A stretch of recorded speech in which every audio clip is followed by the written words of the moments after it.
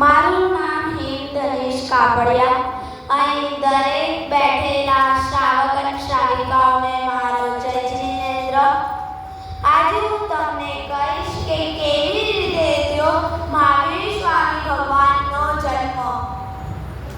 મહાવીર સ્વામી ભગવાન 24મા તીર્થંકર બનશે એવી ઘોષણા શ્રી પ્રથમ તીર્થંકર ઋષભદેવ ભગવાને કરી હતી.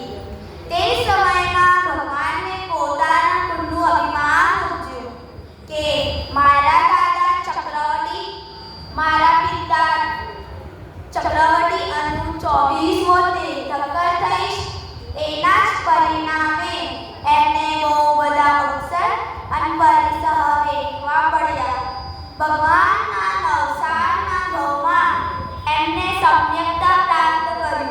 ભગવાનના 25મા ભાવમાં તીર્થંકર નામ ગોત્ર બાંધ્યું.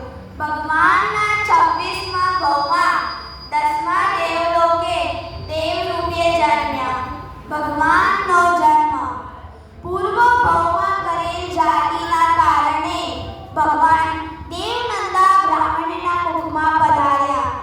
ભગવાન યાચક કુળમાં જન્મ નથી લેતા એટલે શ્રી હરણેશી દેવે ભગવાનનો સહરણ કરીને ત્રિશલા માતાના ઘરમાં સ્થાપિત કર્યા.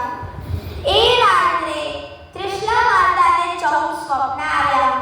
અત્યારે હું તમને એમના નામ કહીશ.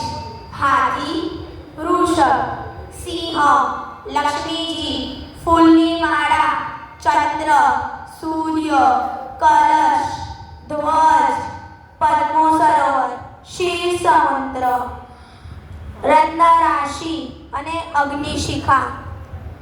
બીજા દિવસે સવારે જ ત્રિશલા માતાએ આ વાત સિદ્ધાર્થ રાજાને કીધી. ત્યારે જ સિદ્ધાર્થ રાજાએ રાજ જ્યોતિષીને બોલાવ્યા અને પૂછ્યું કે આનો અર્થ શું છે. ત્યારે રાજ જ્યોતિષીએ કીધું, અગર અને 2 વાક્યમાં કહું એનો મતલબ તમારો પુત્ર તીર્થંકર બનશે. એ બહુ મોટો હશે.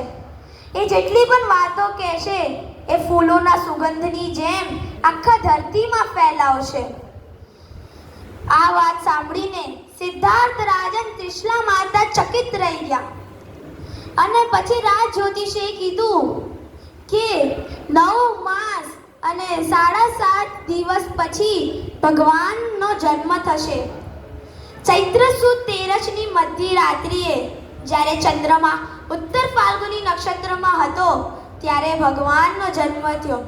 બોલો ત્રિશલાનંદન વીર કી જય. બોલો મહાવીર કી. બોલો ત્રિશલાનંદન વીર કી જય. બોલો મહાવીર કી. બોલો ત્રિશલાનંદન વીર કી જય. બોલો મહાવીર કી. અને અત્યારે હું તમને એક સ્તવન કહીશ. સિદ્ધાર્થ સુત વંદિયે ત્રિશલાનો જાયો, ક્ષત્રિય કુંડમાં અવકર્યો, સુર નરપતિ ગાયો, મુગપતિ ચિહ્ન લાંછન, 7 હાથની કાય, 72 વર્ષનું આયનું, જીન જિનેશ્વર રાય. ધન્યવાદ.